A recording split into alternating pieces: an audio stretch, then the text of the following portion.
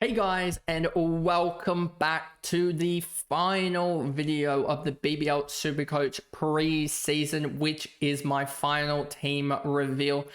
I say it might be the final video of the preseason, but there will be potentially a video on the Sunday in the lead up to the games there that start on the Sunday with the Sixers and the Scorchers. So there may be a final video there just going through your general questions in the lead up to it. But we are about 3 days out from the start of the BBL. This will be put up on the Friday, so a couple days out, to let you guys see my ideas, my thoughts and all that, and act upon it.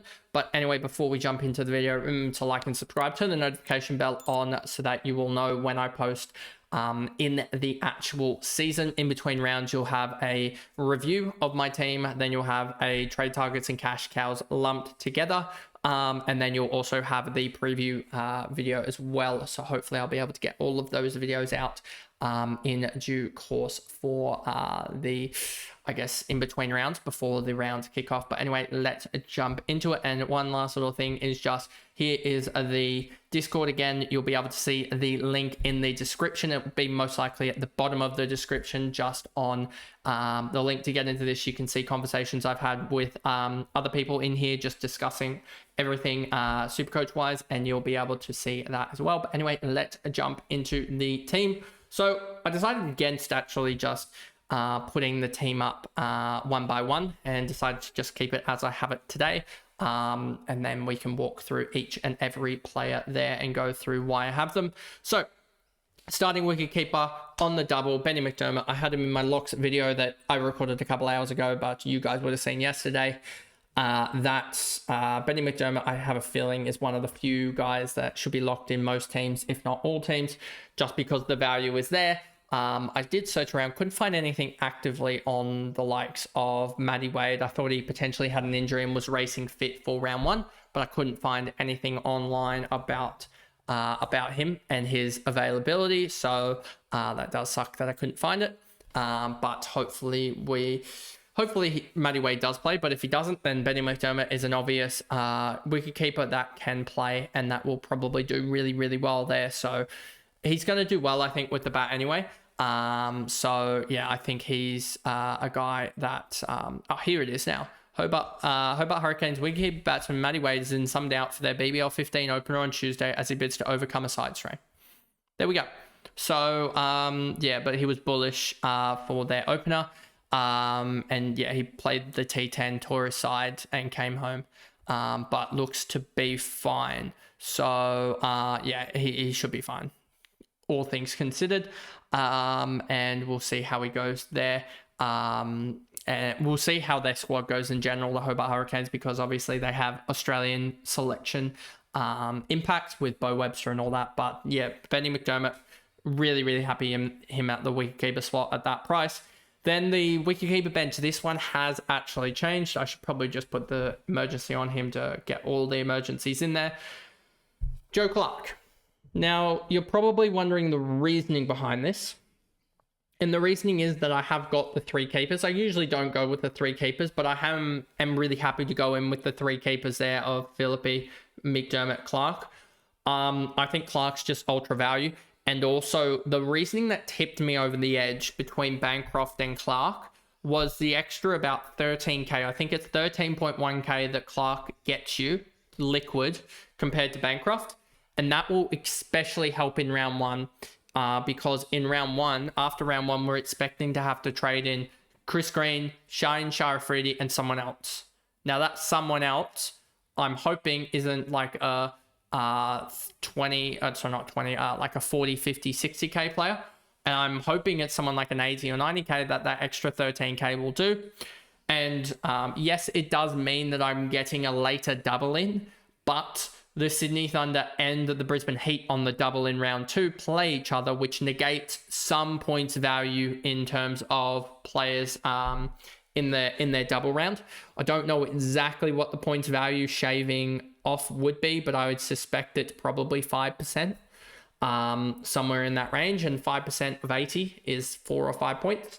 And I know that's fine tuned, but if you and also Clark should take the gloves. That's another point as well. So there's three main points of which I like the looks of Clark over Bancroft. Bancroft was always one that I was like, he's just a batter that has wicketkeeper availability. That's why you would have seen Billings in there as well. On times I was still trying to access that round 2 double, but I think getting that extra double in round 3, in which I can play Joe Clark in the batter's slot or a Benny McDermott, doesn't really matter.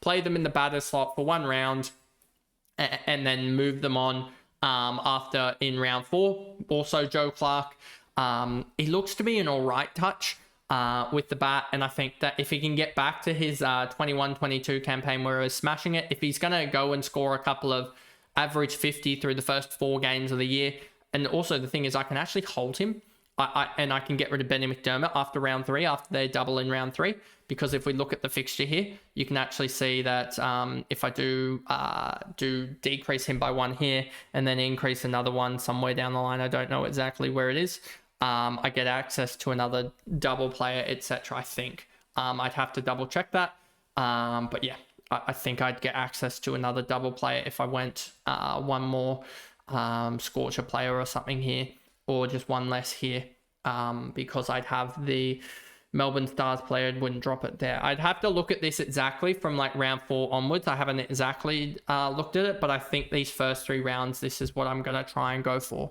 is the 7-4-3-3 and then a 7-4 split here. And then we'll see what happens with per Scorchers. That'll probably be where I boost here, because I don't think this has any boost. Even just looking at this, looks like it's only got 2 trades. So yeah, that's not right. Maybe it's something like this, and then or even just hold an extra 6. No, can't do that. So maybe it is just get an extra per Scorcher in and then trade a Brisbane Heat down because they don't have any doubles. So yeah, maybe it's something like this. And then trade one of the Hurricanes to another, to the likes of another Scorcher there. And then I could even use the boost in this round to rearrange some of the stuff to get off of the likes of the Sydney Thunder. I would be completely off the Brisbane Heat. So getting off of them completely really would help. And getting to these other guys on the double here, it might also be worthwhile in round 5 or 6 to do that as well, because you've got a clump of doubles here where there's getting onto 6s players will be more beneficial, but I am on a tangent right now. So back to it. So that's all the wicketkeeper discussion and all that. You can see the options are left a little bit open there, which will be good. But I'm looking to roll with McDermott, Clark, Philippi, and then drop one of them to hopefully an all-rounder on the cheap on their double or on the future double, or yeah, something like that. Like even after round 3 going into round 4, if it works out perfectly, I could do at that point, because that would also, holding Joe Clark would create the loop. If all things work perfectly, my best case scenario is going Benny McDermott to like a Marley Beardman in round 4. That would be my best case scenario after Benny McDermott's done his doubles. Then you get Marley Beardman, you hold him for a couple rounds, and then you move him to a Sydney Sixers player that gets another couple of doubles there. So really taking advantage of that one wicketkeeper spot in Benny McDermott, that one player, in essence, could access 5 doubles across the season if you trade them correctly there. So yeah, wicketkeeper line, I'm really looking to trade out of it eventually and get access to more doubles. Mitch Owen, captaincy at the moment. I am not, unless something really goes well in Hardy and Dwarshuis in game 1, I'm not looking at that double, the looping there through Salzman. I'm not looking at that just yet. So that could happen if Hardy goes absolutely nuts, and then I'd have to put Mitch Owen into the bowler slot, which isn't too hard. I may even just... Well, I've got no bowling options there. I may even do something like this with Rian Ahmed at the moment currently, just to create that extra bowling option to flip Rian Ahmed there, or something of that regard. Doesn't exactly matter, but yeah, just having an extra bowler in the bowler slots, in the batter slots, can just help maneuverability and flexibility in case Hardy goes off and I need to take the loophole there through probably someone like a Sam Curran. I would say it's probably the way that I do it, and take the 80 odd K into the next week and just be really, really easy with trades, and getting the star players in on their double in the week after.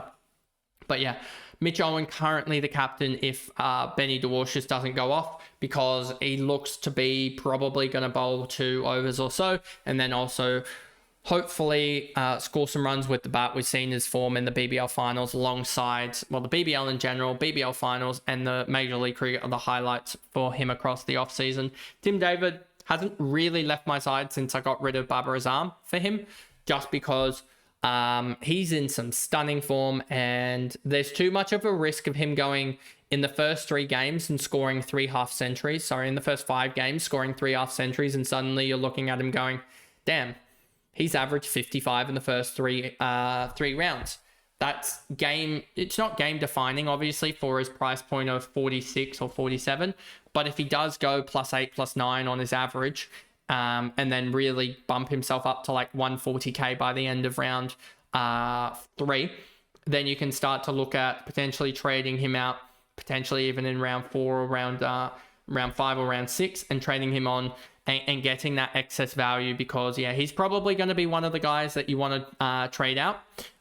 Just thinking about it here, there's been 1 trade up. How many trade downs have we had here? 3 in this one. So this might be a round where I get rid of the Hurricanes batters players in like the Tim Davids and stuff like that, the Benny McDermott, get rid of them, maybe activate a boost in this round here to rearrange it to get access to someone like an extra Sixers players, plus get also up to another Scorchers player, because they obviously have their bye here due to the Hobart Hurricanes. It would also lessen the load here in getting that down to 3, and then I can really try and target these other games here. It probably wouldn't matter in terms of overall double game week count, but it would get me into more optimal players that I want on the double, rather than holding a batter there or a bat, which can really it was really volatile in price movement.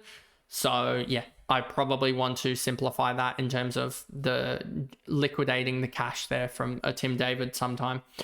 Then we got Rian Ahmed. We don't exactly know what's going on with him, but I'm pretty happy at the moment if he is playing to just have him there. So we'll see what goes with him. His form is huge in the Vitality Blast. Jack Edwards, I think I had him in the lock territory for BBL SuperCoach this year. I just really like his role, and so yeah, he is a must-have for me. And then Philippi, I just think could be one of the guys that just goes off, especially in the West against the Perth attack. I think he's one that could actually do really well. And then obviously has Adelaide at the SCG. And dual spinners as well, we suspect could actually help him out. And he might be able to get a sneaky stumping or 2. And then suddenly you're looking at him with not only, say, 80 runs or 80 points from with the bat, but also say 30, 40 points from fielding. And suddenly you're looking at him with a 120 beside him and his break even, while he would go up in cash, which would help dramatically. Him going up 10k in cash would be huge. But yeah, I think he's one that really has the domestic form at the moment to warrant him starting him. And then on the bench, Shadab Khan, this is just round 2, get ready because he's going to play. And then Hardy is my loop, or not my loop, my emergency, just in case he goes off in the first game of the season, that we can use the loophole there to get him on field. But you have to think at the same time that with 11 guys on the double in round 1, is Hardy scoring a 60, is that really going to be higher than your 11th base player? I don't think it's going to be too high. So he really has to score like 100, 120 for me to really warrant the loop. Because in a couple rounds that he actually is looping, at least in the first 3 rounds, 2 of the 3, I'm going to have 11 guys on the double. 11 guys on the double means that he's really got to score about 70 to actually be loopable. Now, in round 2, that isn't the case, because these guys play each other and you may actually play Hardy outright, let alone playing him on the playing him full stop from the emergency. So you may actually play him outright, but that loop becomes a little bit less, especially because you'd be probably looping on Hobart players, and they loop against the Melbourne Renegades. So that kind of negates the Salzman loop anyway in that round. And then round 4, we get a bye. Round 5, we get a bye. Round 6, we get a bye. And then round 7, you're going to have guys by now probably that you can easily trade into. But yeah, there'll be a loopable opportunity there to a certain extent, but not too much. But yeah, so that is just my thoughts there around the loop and why I don't think it's going to be too noticeable, because Hardy probably in 2 of the 3 rounds has to score like your loop guy on has to score like 100 to actually get on the field. And obviously it does help with captaincies, but is it going to help too much with there just being double game weeks, especially in round 3? You're probably just going to be captaining Glenn Maxwell or a Mitch Owen.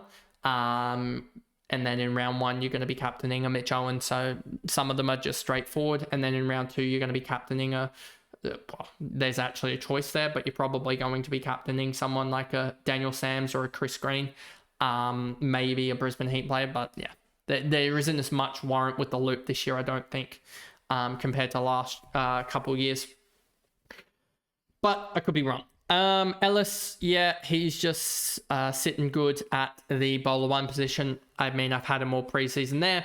Dwarcius, the bowler 2 position, I'm pretty comfortable with that. He's going to be my sneaky VC in round 1, just because he's going to be a shout to, with all aspects, bat bowling in the field, to score points. And I think he could be on for a cheeky, big 100 type score.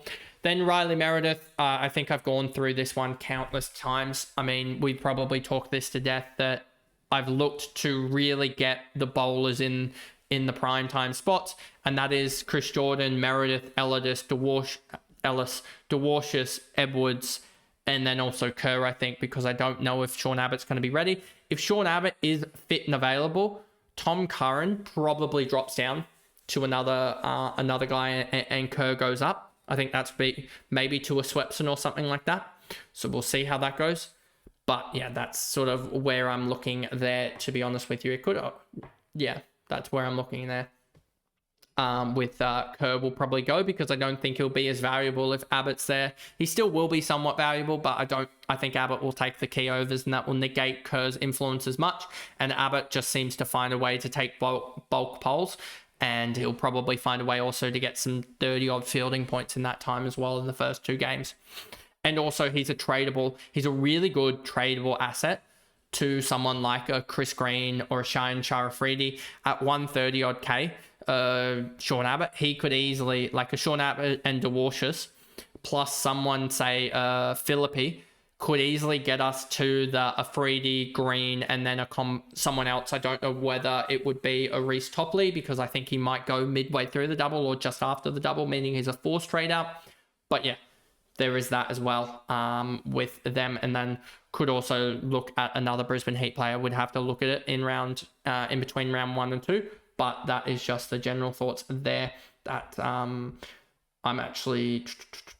Ooh, that's gonna be tight on the Friday. I should be able to get stuff out to you guys for the round 2, but that'll be tight. And then yeah, outside of that, Meredith, we talked about. Bartlett, I have him on field, and this is mostly just because they're playing at Geelong Stadium, GMHBA, I think, and he's just going to take bulk polls. I know Afridi can kind of be used in the same role, but I'm just using someone that's 20k cheaper in Bartlett, who I think will do really well. And his batting's actually done all right in the Aussie, so hopefully he can actually bat a little bit, Bartlett. If he can score a cheeky 20 knot and then also take 3 or 4 poles, then that's perfect, because that'll be the one that we need there, because he will probably override an 11th player if he does do something crazy. But yeah, he's the 12th player effectively. Chris Jordan just bowling at the death. Hopefully can have score some handy runs, and then also is one of the best fielders in the comp. And then Daniel Sams, emergency, won't be needed in round 1, I don't think, because they play in the 3rd game of the double. So yeah, won't be needed, I don't think. And then Tom Curran as well is just a load up for round 3, because I think he's going to come back with a vengeance this year, but could be another guy that I just decide to miss if Sean Abbott's ready. Because yeah, he might be a guy that I trade into in round 3, depending on what happens with the Melbourne Stars, and we get a couple of looks at them prior to that. But that pretty much is the video. Went on a couple of tangents there talking about some stuff, but I hope you guys enjoyed the whole preseason for BBL SuperCoach. I hope you guys enjoyed that video. If you did, remember to like and subscribe, turn the notification bell on, and I will see you guys later for more BBL content. Bye guys.